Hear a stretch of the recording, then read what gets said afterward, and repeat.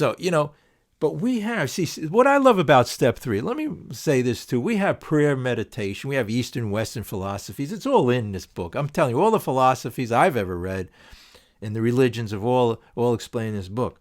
But, it's interesting that with the meditation, I do meditation, but also there's prayer and faith and the grace of a higher power. This is what's beautiful about this. We don't leave anything out here. Step 3 talks about giving our will and our lives over the care of God. Look, I'll give you a good example. Just think about sitting in a limousine, sitting back and relaxing, and the driver's doing all the driving, right? Just let go. Instead of trying to backseat, when you backseat drive and you're trying to put your foot on the brake even though you're sitting in the back seat or your nerves are hanging on. That's the way we run our lives every day. That's why, you wonder why we're miserable, why we're depressed, why we have all these issues. Because, hey, you can't. I understand now why I was depressed when I came in, because I was trying to control and run everything. Hey, you're going to be depressed, right? Because nobody's going to do what you want. And the more you tell them to do what you want, the less they're going to do, and they're going to fight you. It says in 9-step promises, find anyone or anything. So here we're up to step 3. But step 4 talks about making a searching and fearless moral inventory of ourselves, right? So what is the inventory? They say resentment on step 4, it says, is the number one problem. So when we're upset, what does 99% of the upset do to people? We have such beautiful things like called the sick man prayer on page 66, 67. We go through it on this meeting at times. We also have, page 552 in the big book, we pray for the other person. So when we lose the self, we're free. When we let go, like I said, the whole world will surrender to us. We just letting go. And, it's interesting. I'm going to skip, like we do talk about making amends to people. When we get out of the cells, we really, the amends will be so evident. Because a person you had a problem with, they just take one look at you. Like when Ebby walked into the room and Bill saw him, he was a changed man. So the other person may try to be in their own way and try to push your buttons, whatever they're going to do. But you can only, this says in this book, sit here and smile. Just sit there and smile, because it's not about us. When we get out of our own way, it's all about being our own way. Ego, easing God out. This is the whole thing. So anyway, the moral inventory talks these defects of character. What are they? Gluttony, right? The 7 deadly sins.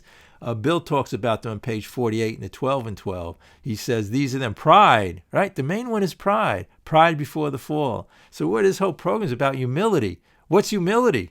Getting out of self and putting ourselves in the hands of our higher consciousness. I always say our higher consciousness because it's in there all the time, because people sometimes come in, well, what is there, some God or up there in the sky? Well, yes, possibly. A lot of people believe in deities. It could be any way you want to do this. And a lot of people have a lot of faith in all the religious philosophies and so forth. But, the main thing is, let's get started here for a person first coming in, just so long as it's not about you and you can let go and know that inside there is this joy and happiness. Again, the defects of character, the jealousy, the envy, right?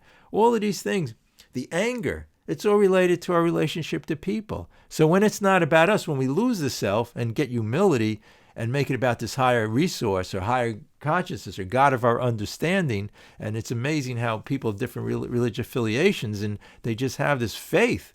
And the faith turns into just life. I'm going to tell the story here again. It's very appropriate. And a lot of times I tell it, but I think it's so worth it to say it again about there was an atheist. We have the chapter, We Agnostics. So anyway, I tell a story about that. First of all, the guy, he's on, I was watching him on the internet. So he says, well, finally, because he says he didn't believe in any kind of higher power or God or whatever. So he says, finally, a chapter I could relate to. It says, We Agnostics. So he says he read the chapter and realized the chapter is trying to get him to believe in a higher power and a God.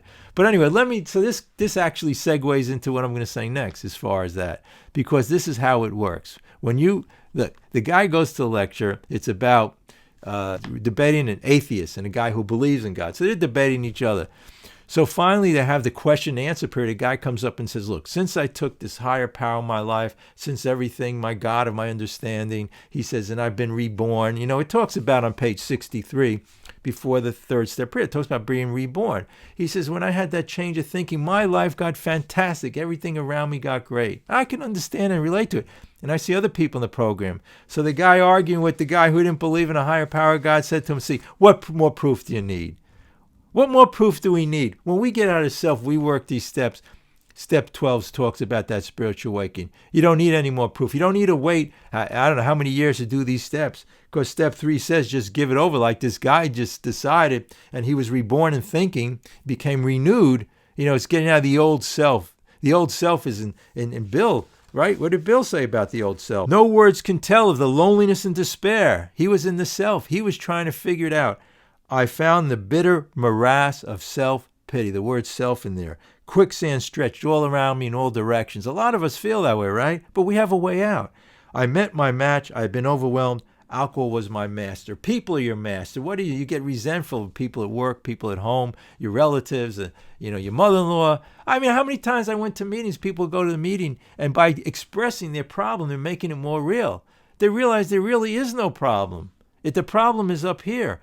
And it's the change of thinking that resolves all of our problems. The problem has to do with our thinking. That's where the problem comes from. So, the thing is that, so trying to figure it out in self-pity doesn't work because you're trying to figure it out. Step 2 tells us a crazy mind can't. Look, our best thinking got me here. Figuring it out is not one of the steps. But when you try to figure out who's the one who put you in the position you're in. Bill was in the quicksand it was his thinking. Was he physically in quicksand? No, his addiction to alcohol, his addiction to, in the beginning of Bill's story, Bill wanted to be very, well off. He wanted to be a big analyst. Even at one point, he wanted to be a great golf player. It talks about here, Ben Hogan, he wanted to catch up to him. And in all of these stories, even a bit more about alcoholism, you have Fred, the jaywalker, Jim, and the man of 30, they all use the word I wanted to achieve. I wanted to do better in life. I wanted this. I wanted that. But towards the end, it changes and they get out of the self. See, it's all that desire is the cause of all suffering, right? Desire, it's your wanting things. It's being afraid to lose what we want. You just let it go and things will come to us, actually.